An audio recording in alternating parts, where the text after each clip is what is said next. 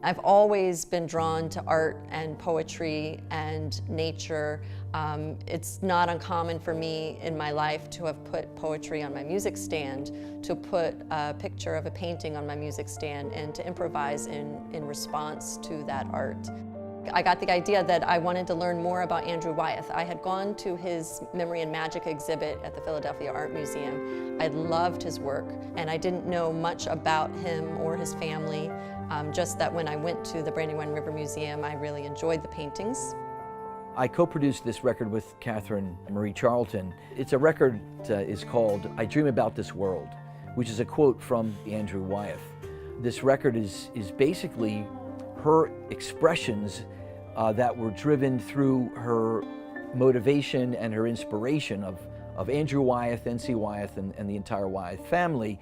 I realized that Andrew Wyeth had walked every single day of his life and wherever he was at the time. And when he was in Chadds Ford, he walked the same ridge behind his studio.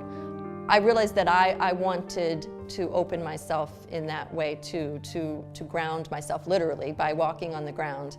So I started walking, and as days turned into months, then months turned into years, and my walks turned into the hundreds, I found that that was probably the most transformational aspect of this entire project. The physical act of forcing myself to go out into nature, even when I didn't want to, made such a huge impact on being in the moment and being open to what was flowing in my life. It was around the same time that I met Phil Niccolo. We basically just got together to talk a little bit about helping her in the live environment.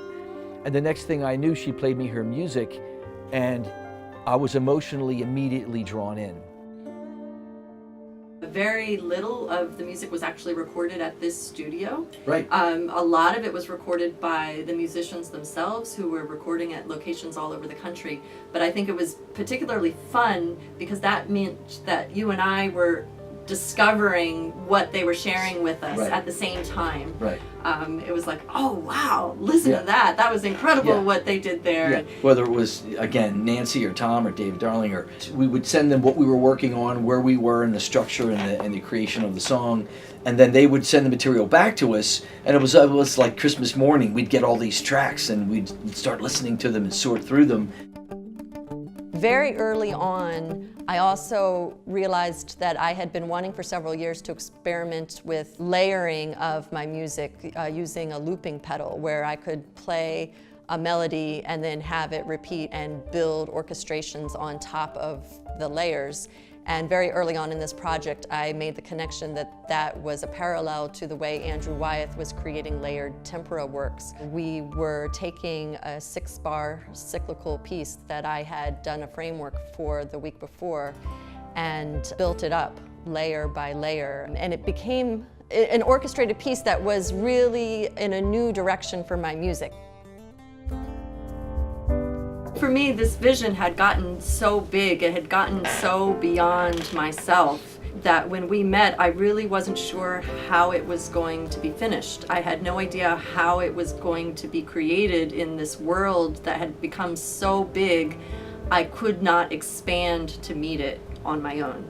But it's been such an incredible journey to be creating this with a partner who understood my vision and had the ability to help me get there. It's just been extraordinary. Yeah, and there's nothing about it that I feel was left at the door. Everything about it, the sounds, the intention, the performances, the creativity, it really came together in a way that just makes you feel great.